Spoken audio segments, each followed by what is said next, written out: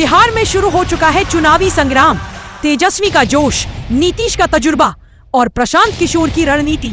सवाल सिर्फ एक, मुख्यमंत्री बनेगा कौन? बिहार चुनावी दंगल 2025, अब की बार किसके सिर सजेगा ताज? देखते रहिए झंझट टाइम्स, सब पे नजर, सबकी खबर। सर एक चीज और बताया जाए, आपने तो अपनी दावेदारी इस चुनाव मैदान में ठोक दी, लेकिन करगहर की बहुत बड़ी समस्या है। क्या आप उस समस्या से अवगत हैं? हाँ, एक हमारे यहाँ का सबसे बड़ा समस्या है बाबू जगजीवन राम स्टेडियम। जी हाँ, जो कि ये डबल इंजन सरकार है, 20 वर्षों से बनी है जो सरकार चल रही है, लेकिन बाबू जगजीवन राम स्टेडियम पर इसका कोई ध्यान नहीं है। ये प्रशासन और सरकार की उदासीनता के चलते, जनप्रतिनिधियों की उदासीनता के चलते यह जलागाह तालाब में बाबू जगजीवन राम डूबा हुआ है। वो अगर पानी उसमें नहीं भरा होता तो बहुत सारे नेताओं का जो होता भाषण या मंच साझा करगहर में ही होता। उसी के चलते लोग भाग रहे हैं, बाहर जा रहे हैं जी। और इसके लिए महागठबंधन तत्पर रहता है और एनडीए के प्रत्याशियों को, एनडीए के लोगों को और 20 वर्षों से जो सरकार में जमे हुए हैं उन लोगों को इस मुद्दे पर शर्म आना चाहिए कि 20 वर्षों से जो बाबू जगजीवन राम, जो हमारे देश के उप प्रधानमंत्री थे, उनके नाम पर ये स्टेडियम बना, वह जलागाह में तब्दील है, उसमें बकत चल रहे हैं। ये बड़े शर्म की बात है कि ये चुनाव है। अगर वह स्टेडियम ठीक रहता तो बड़े बड़े नेताओं का, चाहे किसी भी पक्ष विपक्ष के हो, सभी का यहाँ प्रोग्राम होता, लेकिन ये नहीं हो रहा है।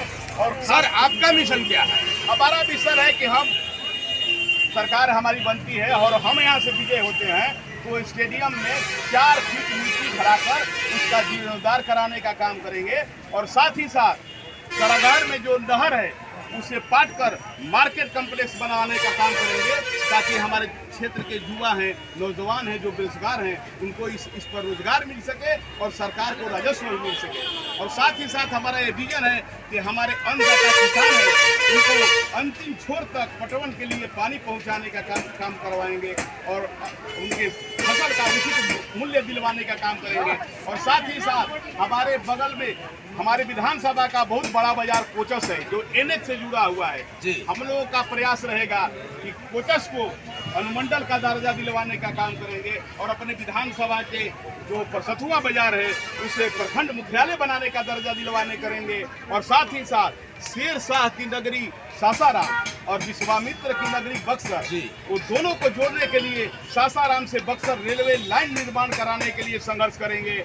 और ये बड़े शर्म की बात है, जो डबल इंजन की सरकार है 20 वर्षों से, करगहर विधानसभा बन चुका है और यहाँ के जनप्रतिनिधियों को भी शर्म आना चाहिए कि हमारे बिहार की राजधानी पटना है, लेकिन करगहर से पटना के लिए कोई बस नहीं है, डायरेक्ट बस नहीं है। उस बस वहाँ से करगहर से पटना के लिए भी बस दिलवाने का काम करेंगे।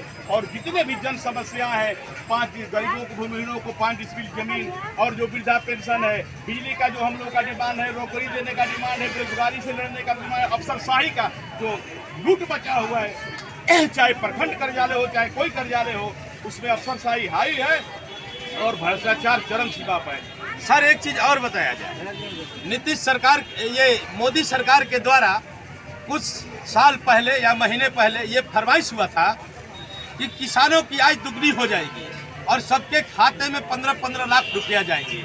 इसके बारे में सर क्या कहेंगे? ये सरकार का सब छलावा है। ये जो सरकार जो थी, केंद्र की सरकार हो चाहे बिहार की सरकार हो, दोनों सरकार डबल इंजन की सरकार है। ये जनता को, शोषित पीड़ित मजदूर किसानों को, छात्र नौजवानों को, महिलाओं को ये लूटने और बरगलाने का काम कर रही। ये सारा झूठा इनका खोखला साबित हुआ। ये कहते हैं कि बेटी बचाओ बेटी पढ़ाओ जी। आपने देखा कि लगातार हमारे बेटियों के साथ बलात्कार की घटनाएं घट रही है। बनारस में एक जबरदस्त घटना हुआ था। यही माननीय हमारे प्रधानमंत्री जी हैं, उनके संसदीय क्षेत्र, वो संसदीय क्षेत्र है, माननीय प्रधानमंत्री जी का संसदीय क्षेत्र है वाराणसी। वहाँ पर हमारे सासाराम की बेटी स्नेहा कुशवाहा का रेप करके मर्डर कर दिया गया और हम लोग सड़कों पर आंदोलन करते रहे, लेकिन वहाँ पर कोई सुनवाई नहीं हुआ। यही इनका है, बेटी बचाओ बेटी पढ़ाओ। देख रहे हैं कि अपराध सुशासन राज बोलते हैं कि हमारा सुशासन राज है।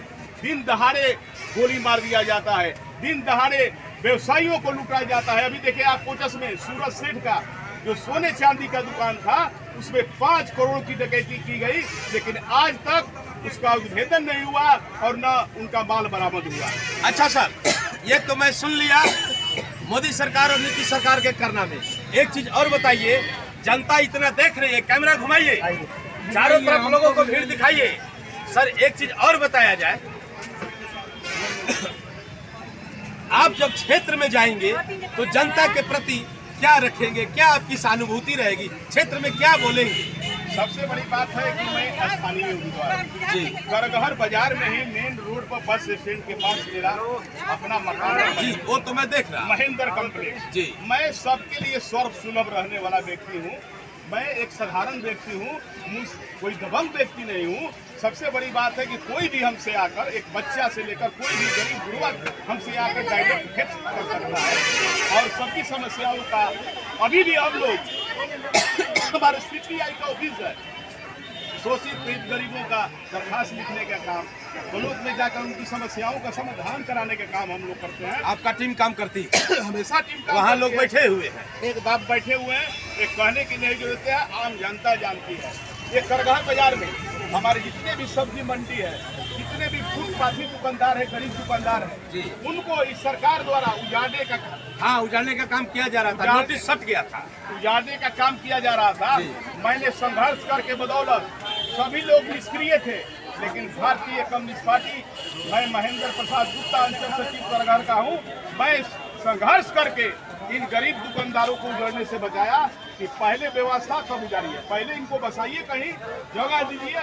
हम लोग अतिक्रमण का समर्थक नहीं है, लेकिन ये गरीब कहाँ जाएगा?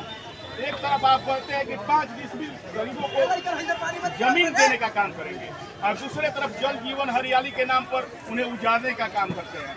हम लोगों का डिमांड है कि पहले बसाइए तब उजाड़िए। जब जीवन ही नहीं रहेगा तो जल जीवन का क्या काम है? देखिए, ये महेंद्र प्रसाद गुप्ता CPI के प्रत्याशी हैं, ये बता रहे हैं कि हमारी टीम गरीबों के लिए हमेशा मिशन पे काम करती है। नरेंद्र मोदी की सरकार जो आज से कुछ साल पहले वादा की थी कि गरीबों के खाता में 15-15 लाख रुपए और किसानों की आय दुगनी हो जाएगी, लेकिन कुछ नहीं किए।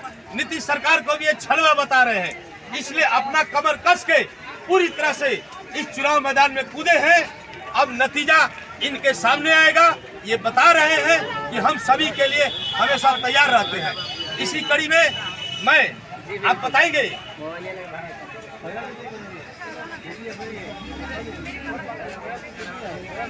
देखिए जनता ये बता रही है,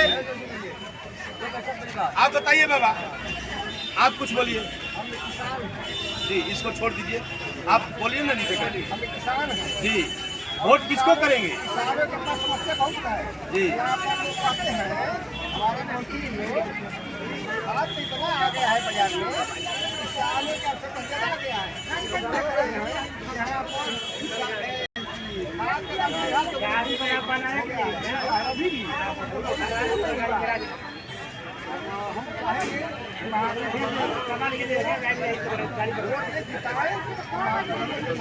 महागठबंधन में तो 2 उम्मीदवार हैं। क्या नाम है उनका? जी जी,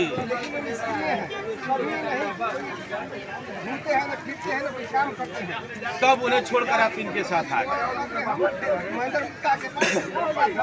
देखिए, ऐसे बहुत सारी पार्टियां खड़ी है, लेकिन सत्ता और सियासत की बात करें तो अगर सत्ता को डर होती है तो इस CPI पार्टी से ही सत्ता को डर होती है। यही पार्टी जहां भी हो, जैसे भी हो, उग्र रूप से आंदोलन करती है और गरीबों को आवाज बनकर उतरती है। और इसी पार्टी के एक प्रत्याशी महेंद्र प्रसाद गुप्ता खड़े हैं जो वोट मांग रहे हैं। अभी जनता की अदालत फैसला करेगी कि किसके सर जाता है ताज। खबर के लिए बने रहिएगा। एन बाबा की रिपोर्ट। दूसरा काम 1 मिनट बताइए।